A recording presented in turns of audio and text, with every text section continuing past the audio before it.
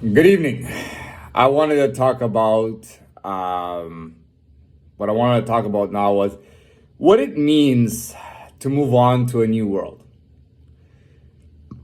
And I mean that in a couple of ways. One of them has to do with the conquistadors literally going to the new world, right? Literally going to a new world and conquering the hell out of it.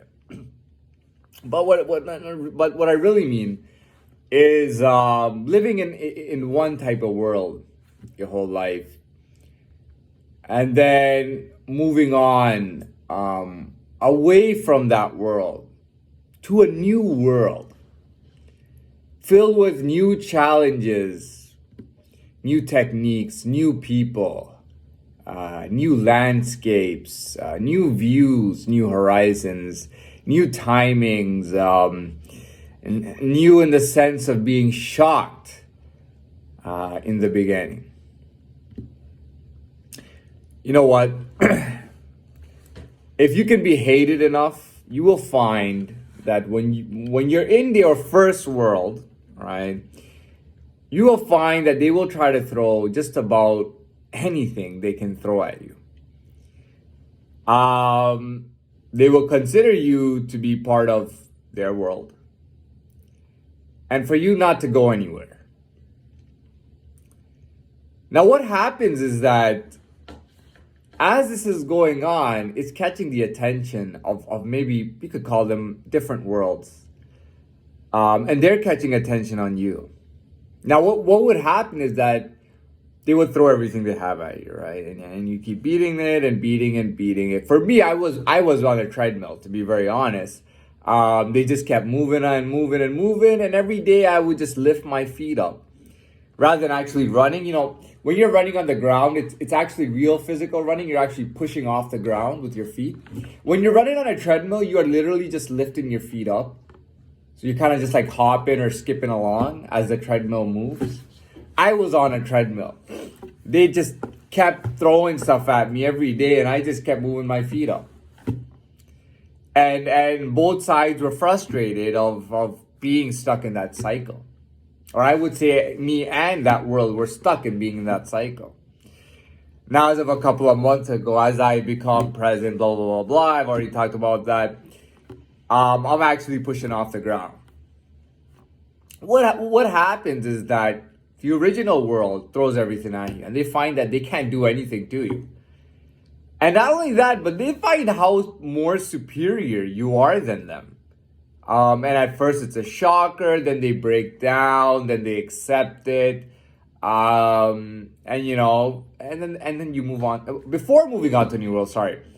What happens is that other worlds, maybe more competitive ones, are watching. And they start sticking their sticks in there, kind of coaching these elements against you. And you still go higher, right? When you still go higher, despite that, what happens is you move up into a higher world, which is more difficult to survive in, more challenges and whatnot. This time around, they're not going to throw everything they can. They're new to you. They're feeling you out. They may be hating you again. But it's more of a dynamic world. It's a new start, right? And it's there's a lot of dynamics to consider. It's kind of like like the first time a shark met a crocodile. You know what I mean? It's just like what the hell is going on? Sometimes you'll notice possibly at first meeting animals even avoiding each other. Two predators may avoid each other initially. They may at some point get into it, but initially they will avoid each other. And then it'll slowly build up. He's eating my fish. He's eating my fish. I'm getting tired of this. This is pissing me off. Eventually, they finally meet up. And obviously, one is victorious. Now, I would choose a shark over a crocodile. I'm sorry, Gator World. I choose shark over crocodiles. So bad, too bad, so sad. Okay, good for you. All right, I'm going to be an asshole about it.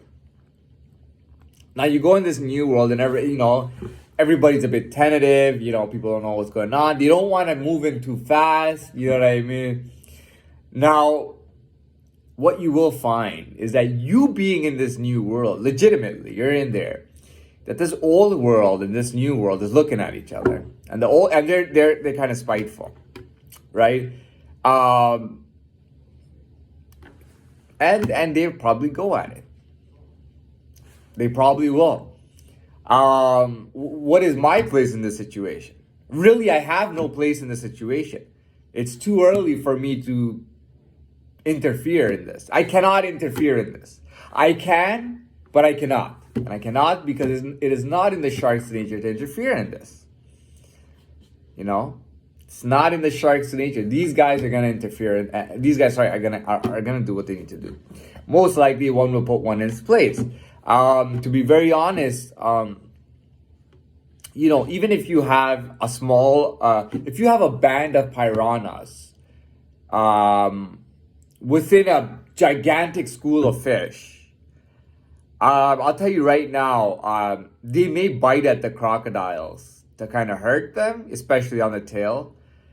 But most likely, not only will the crocs chase the piranhas out, if not eat them, but they will get the piranhas, instead of standing in front of the school of fish, to stand at the back. Oh my God, what a meal it's gonna be.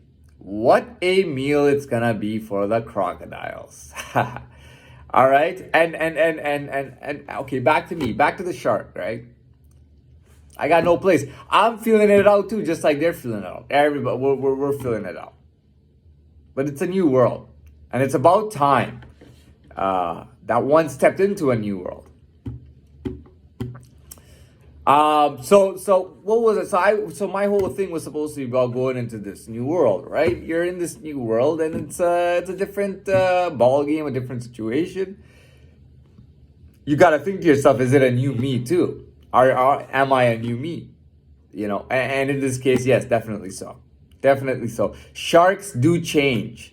And I'm talking about within the same lifetime. Okay, maybe the scientists will disagree with me. Go ahead. Maybe I'm wrong scientifically, but maybe artistically I'm right. Okay, sharks do change within one life. Like, it's not they evolve over a million years. They literally evolve daily. Okay.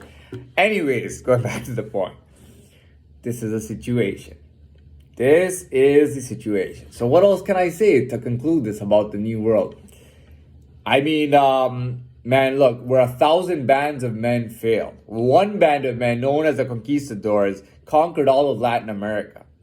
Okay, they were like what they were. Okay,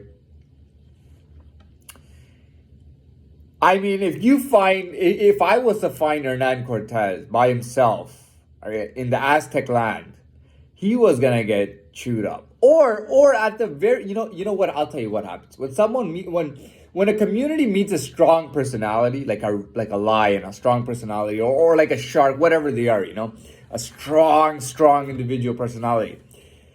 They typically do fear it, and I'm serious. Like, an entire community of Aztecs will fear the single conquistador. Okay, but he's not a conquistador. He is Hernan Cortez at this point, right? I'm just saying, hypothetically, Hernan went over there. They would fear him to the point that they wouldn't even attack him. You know what they would do? They would attack each other versus attacking him. And competing with each other versus competing with him. And he would just be left out. He would go there, everybody would avoid him. He would scope the place out, nobody would fuck with him. And he would become bored because he had no interest in that world. Now, if he went back to Spain and he clicked up with a bunch of conquistadors, now when they come over, now it's on. Because now it's not Hernan Cortez. He is a conquistador. With other conquistadors, this is no game, no laughing matter. This is some serious shit. That band of conquistadors took over the entire Latin America, outnumbered like 20, 30,000 to 1. They took over all of Latin America, okay? In a scary new world where there were jungles and leopards all over the place, and fucking jaguars, scary sea creatures, these crazy Aztec men who would sacrifice people just to kill them, just to see blood. I mean, these guys were like fucking crazy people. You know, like they would, you know, they would they were quite vicious. But the conquistadors will take it over. You know what I mean? And that's the case. Now I'm trying to finally conclude this. Now we'll say, well, that's it. I don't know how else I would conclude it, but yeah, that's it. That's it. I think I said enough, and I think I'm good with this so far. So I'm gonna say good evening again.